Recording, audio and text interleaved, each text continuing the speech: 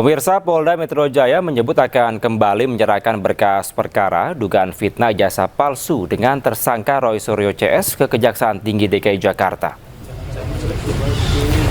Langkah ini ditempuh usai penyidik menyelesaikan pemeriksaan tambahan sebagaimana petunjuk Jaksa Penuntut Umum, termasuk memeriksa Presiden ke-7 RI Jokowi di Polresta Solo pada Rabu lalu untuk melengkapi berkas perkara kasus tudingan ijazah palsu. Selain Jokowi, Polda Metro Jaya juga telah memeriksa sejumlah saksi dan ahli, sehingga dalam waktu dekat Polda Metro Jaya segera mengirimkan berkas perkara tersebut ke Kejaksaan. Kami telah melakukan pemeriksaan atau permintaan keterangan tambahan kepada pelapor, yaitu Bapak Insinyur Haji Joko Widodo, sehubungan dengan pelaporan yang beliau sampaikan atau laporan polisi yang sedang kami tangani saat ini. Hal ini dalam rangka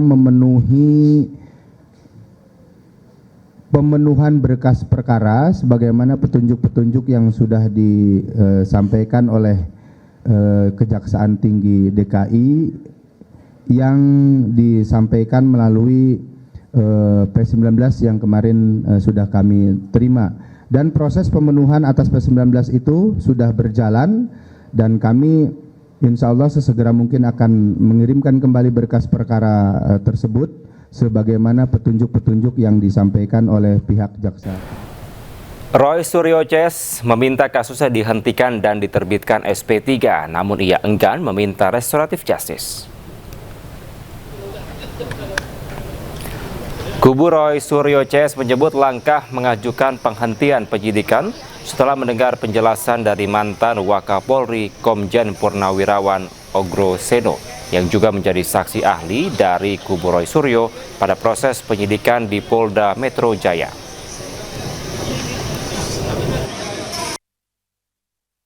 Karena sebagaimana diketahui SP3 itu bentuknya adalah surat penghentian perkara ya gitu, atau surat penghentian penyidikan. Itu perintah. Jadi artinya suratnya yang dicabut. Kalau suratnya dicabut, harusnya gambarnya bukan hanya dua tuyul di sini, tapi 8 tuyulnya. Ya kan gitu. Tapi karena hanya ada 2, ini yang lucu. Jadi artinya nggak boleh, berarti suratnya. Sementara itu pemirsa, berulang kali Presiden ke-7 RI Joko Widodo menyebut kasus fitnah ijazah yang menjerat Roy Suryo CS harus tetap berlanjut. Jokowi menyebut pintu maaf selalu terbuka, namun hal tersebut adalah urusan pribadi. Sementara untuk urusan hukum akan tetap berjalan. Izin, Pak. Di tengah semakin memanasnya kasus fitnah ijazah di mana Roy Suryo minta penyidikan dihentikan, Jokowi kembali menegaskan bahwa proses hukum harus tetap berlanjut. Ada peluang untuk memaafkan mereka bertiga ya, Pak? Tidak ada masalah, memaafkan kan urusan pribadi, urusan hukum kan lain. Misal mereka datang seperti Egy Sujana ke kediaman seperti apa, Pak? Kan misal. Kalau untuk proses hukum tetap jalan ya, Pak? Tetap. Lah kemarin kan kita diperiksa lagi, ada pemeriksaan tambahan itu. Bukan sekali ini Jokowi menyebut proses hukum Roy Suryo CS harus tetap berlanjut. Pada Desember lalu Jokowi menyebut siap memaafkan tersangka kecuali 3 nama. Urusan memaafkan itu urusan pribadi. Urusan hukum ya urusan hukum. Prosesnya biar berjalan apa adanya. Ya. Kalau dari nama 3 orang itu apakah boleh disebutkan apa? Tidak dikecualikan untuk dimaafkan itu tadi. Kira-kira siapa Pak dari 3 itu, Pak? Meskipun Ya nanti.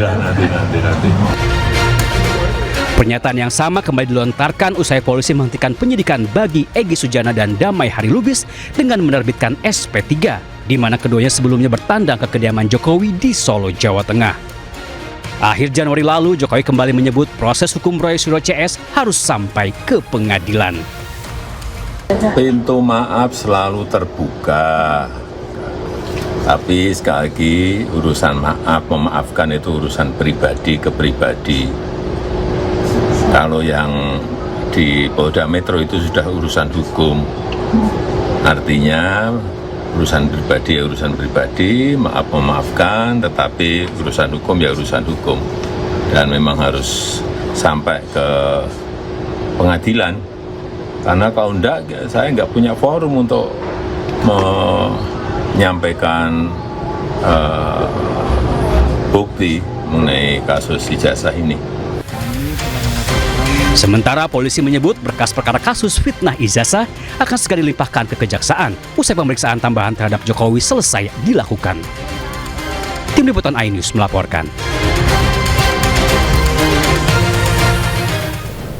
Buku Prabowo Politik Akal Sehat Tanpa Panggung yang ditulis Joseph Osdar resmi diluncurkan. Selengkapnya usai jeda hanya di iNewsroom.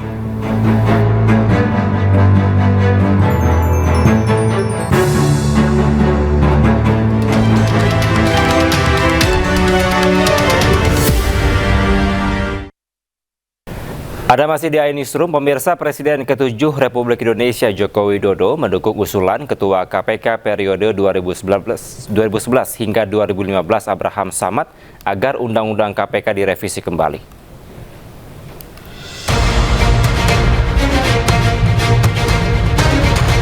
Wacana mengembalikan Undang-Undang KPK seperti sebelum direvisi pada tahun 2019 pertama kali dilempar Ketua KPK periode 2011-2015 Abraham Samad. Usulan itu langsung disampaikan Samad saat bertemu Presiden Prabowo bersama 4 tokoh kritis lainnya. Ketika dia bertanya tentang KPK, saya bilang sebenarnya ada masalah dengan KPK. Apa masalahnya? Saya bilang karena pertama ketika di zaman Pak Jokowi Undang-Undang KPK itu direvisi tahun 2019. Saya bilang itu menyalahi dari UNCIC. Di dalam UNCIC itu disyaratkan bahwa lembaga-lembaga anti korupsi yang ada di dunia, sifat kelembagaannya, eksistensi kelembagaannya, dia harus independen.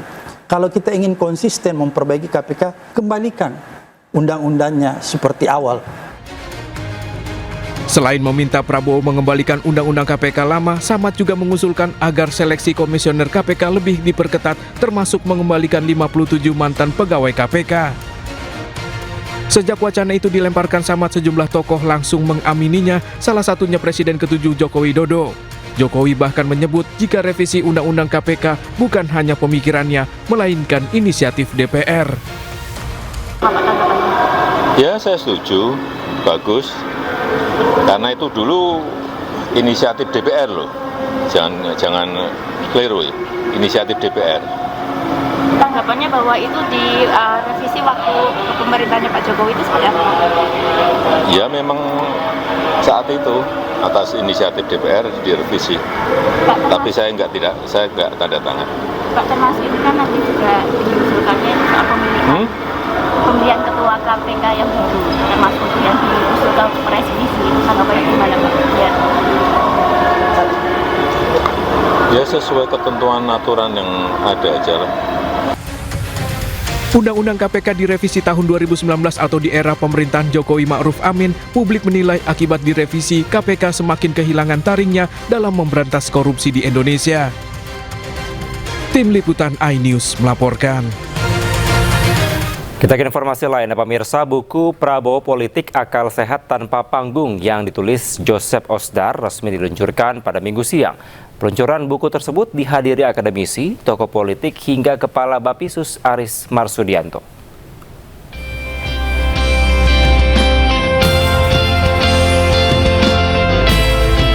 Peluncuran buku Prabowo Politik Akal Sehat Tanpa Panggung dihelat di Parles Senayan, Jakarta pada Minggu siang.